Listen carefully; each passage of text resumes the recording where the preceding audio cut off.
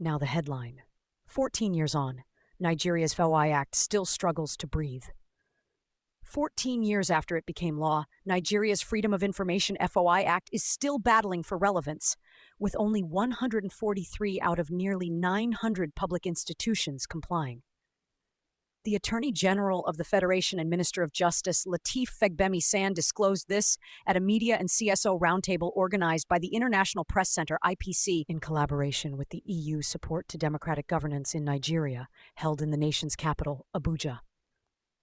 Represented by the head of the FOI Act, Godwin Garba, revealed that the AGF office is planning to deploy hundreds of legal advisors to ensure compliance to 70% by 2025.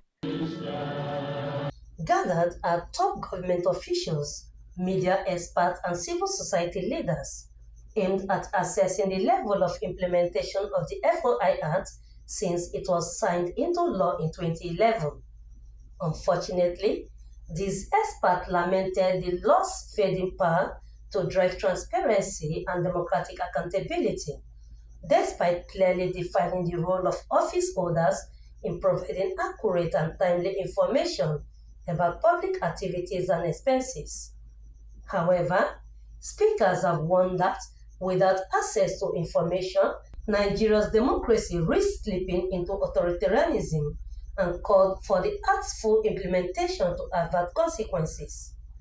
Also, former Ekiti State Governor Dr. Kayode Fayemi, who received an award for domesticating the FOI Act in his state, urged collective action to revive open governance. We have a benchmark by through open government partnership access to information that we should be able to engage up to 600. We are looking at 600. But this year we should be able to engage 600 or more than 600 public institutions. They will now determine which of them are compliance, which of them are not compliance.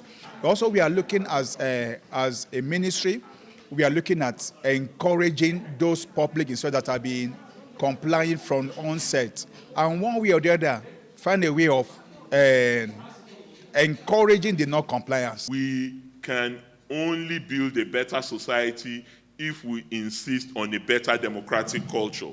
And a better democratic culture can only come from a culture of transparency and accountability, a culture that questions leadership, a question that insists on putting our feet to fire. Remains committed to a multifaceted strategy to address these shortcomings and deepen the culture of open government.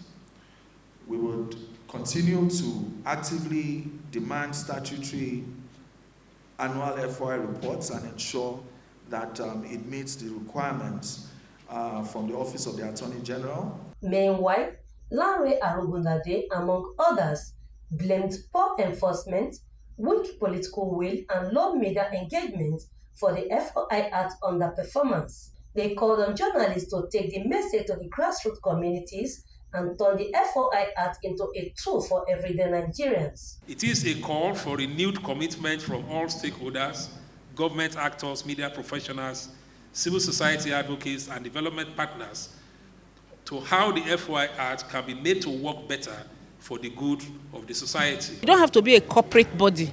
You don't have to be an NGO person or civil society. As an individual, you can actually write. And even there's a provision in the FOI that says if you are not literate enough, you can actually walk to the desk officer and say, I want this information. It's fair to say after 14 years that the implementation has been plagued by a multitude of challenges and obstacles.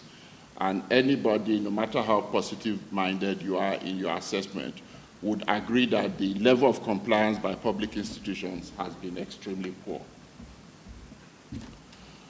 So if we can speak to the challenges from various perspectives, but I think it's also fair to say that there's been institutional resistance to the law by many public institutions.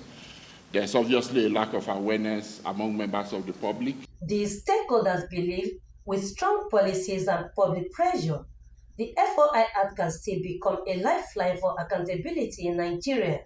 Vincent Okushi, QTV News.